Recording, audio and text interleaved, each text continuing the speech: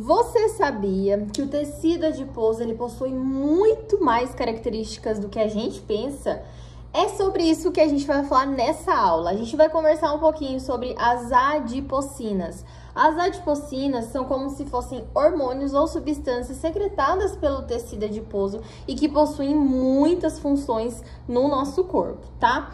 Antes da gente começar falando das adipocinas, vamos relembrar as características histológicas do tecido adiposo branco, ou também chamado unilocular, tá? Lembrando que esse tecido adiposo ele é muito abundante no nosso corpo, diferente do tecido adiposo pardo ou multilocular, que é mais comum nos recém-nascidos, certo?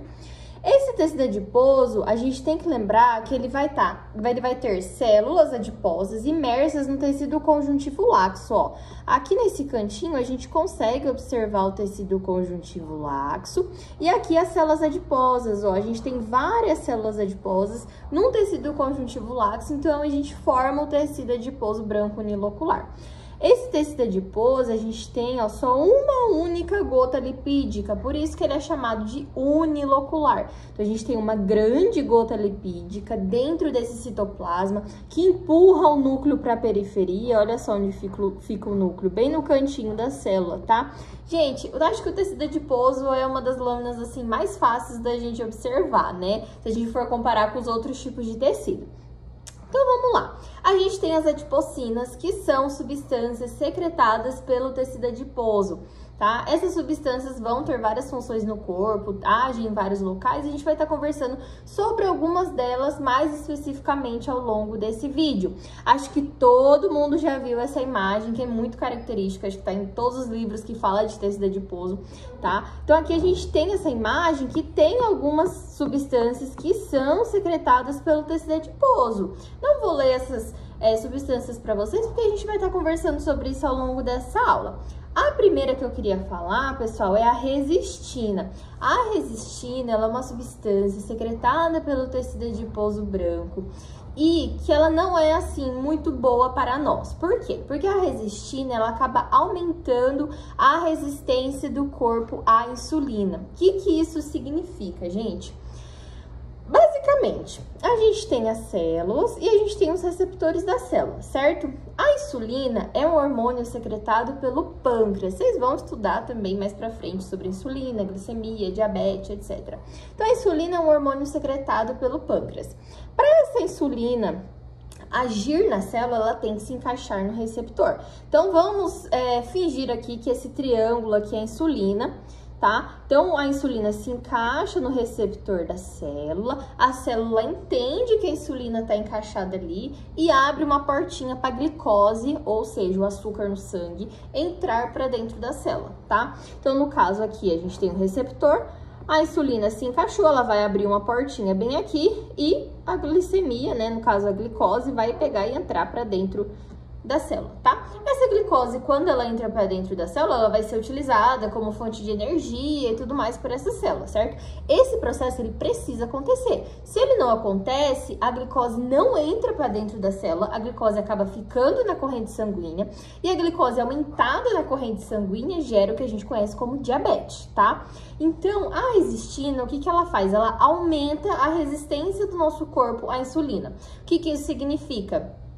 Que a insulina vai ter dificuldade de agir no receptor. A insulina não agindo no receptor, a glicose não entra para dentro da célula, se acumula no tecido sanguíneo e acaba gerando diabetes, tá? Assim, basicamente, para vocês entenderem, que depois vocês vão estudar todo esse mecanismo ao longo da faculdade de vocês. Mas a resistina, então, ela aumenta a resistência à insulina. Por isso que a pessoa que tem muito tecido adiposo, ela tem mais chances de desenvolver diabetes, por conta dessas substâncias que são secretadas pelo tecido adiposo, tá?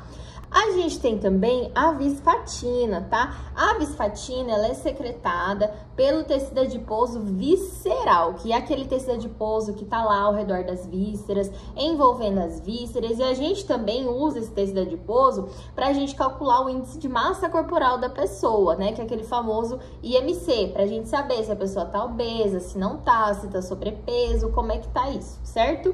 A apelina, ela tem uma função de aumentar a contratilidade miocárdica.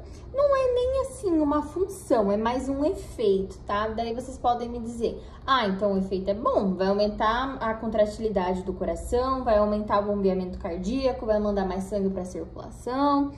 Não, não é bem assim o tipo de pensamento, tá? Vamos lá. Quando a gente vai para academia e a gente faz muita contração de um músculo lá na academia, por exemplo, o músculo da perna, qual que é o nosso objetivo na academia? Crescer esse músculo, né? Fazer hipertrofia. Aqui funciona basicamente da mesma maneira. A gente tem que lembrar que o miocárdio, ele é um músculo estriado cardíaco, tá? Então, se a gente estimular muito essa musculatura cardíaca, ele vai hipertrofiar também. Então, aqui eu trouxe uma imagem para vocês verem essa hipertrofia. Então, percebam que aqui eu tenho um coração normal e aqui eu tenho um coração com hipertrofia. O que isso significa? Que a gente acaba aumentando o músculo do coração, ó. Quando eu aumento esse músculo do coração, a gente pode aumentar tanto para dentro quanto para fora, tá? Vocês vão ver que tem diferenças entre isso, mas eu trouxe aqui um exemplo de como se a gente tivesse feito uma hipertrofia concêntrica dentro do coração. Então, o que isso significa? Eu aumentei a musculatura, ó, e eu diminuí o espaço de sangue dentro do coração. Então, ao invés de eu mandar mais sangue para a circulação, eu vou mandar menos sangue, porque eu tenho uma diminuição do espaço, das cavidades dentro do coração, tá? Então, a gente diminui o espaço que o sangue fica, consequentemente, eu vou mandar menos sangue a cada bombeamento cardíaco para a circulação. Então, isso acaba prejudicando também o coração, tá? Então, essa substância secretada pelo tecido adiposo branco, que é a apelina, também é uma substância, assim, prejudicial, digamos assim, certo? O tecido adiposo, ele também secreta o angiotensinogênio. Lembra que quando eu dei aula para vocês de sistema respiratório, que inclusive está aqui no canal também, eu comentei com vocês sobre o sistema renina-angiotensina-aldosterona, na qual o pulmão também tem participação, tá? E o tecido adiposo, ele acaba secretando o angiotensinogênio. Vou explicar para vocês aqui de uma maneira assim, bem mais simples, tá? Sobre esse sistema, vocês vão ver também ele na fisiologia, mas a gente vai dar uma introduçãozinha aqui ao tema. Então, para que serve esse sistema basicamente? Esse sistema, ele participa da regulação da pressão arterial, tá?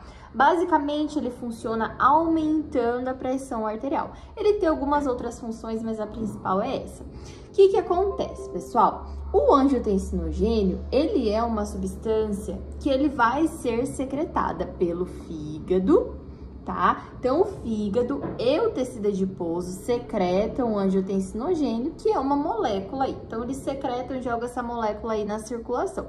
Essa molécula da circulação, ela vai se encontrar com a renina, que é uma outra coisa, uma outra molécula secretada lá pelo rim, pelas células justaglomerulares. Quando vocês estudarem a histologia do sistema renal, vocês vão ver que a gente tem células no rim que chamam células justaglomerulares. Certo? Então, o angiotensinogênio vai encontrar essa renina na circulação e ele vai se transformar em angiotensina 1. A angiotensina 1, ela vai viajar até os pulmões e o pulmão, lá no pulmão, vai ter uma enzima que chama enzima conversora de angiotensina, que é a ECA, que vai transformar a angiotensina 1 em angiotensina 2, que é a sua forma ativa, tá? Então, essa é a participação do pulmão nesse sistema que eu comentei com vocês lá no sistema respiratório. A angiotensina 2, ela vai fazer as ações aí dela no corpo. O que ela vai fazer? Ela vai agir lá na glândula suprarrenal e vai fazer a glândula suprarrenal secretar aldosterona.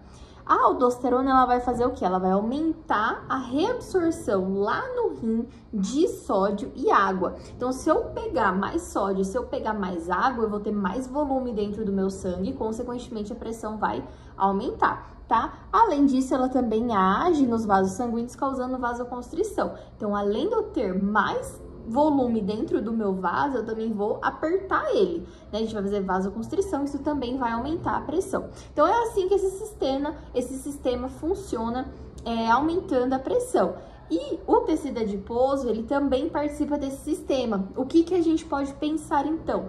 Que pessoas que têm mais tecido adiposo também têm chance maior de ter a pressão aumentada, que a gente chama de hipertensão arterial, tá? Que é uma doença crônica aí também. Bom, pessoal, o vídeo de hoje foi até aqui. Espero que vocês tenham gostado. O tecido adiposo, ele é um tecido riquíssimo, ele tá sendo muito estudado ultimamente por conta, né, dele tá sendo considerado um dos órgãos endócrinos. Ele tá sendo considerado um órgão endócrino por conta desse monte de substâncias que ele secreta e dessas funções que ele tem, tá? Espero que vocês tenham gostado da aula. Se ficou alguma dúvida, comenta aqui embaixo. Curta o vídeo, se inscreva no nosso canal. Se você tem algum outro tema que você também queira saber mais, comenta aqui embaixo também, tá? Nos siga nas redes sociais, @Lâmina Decifrada.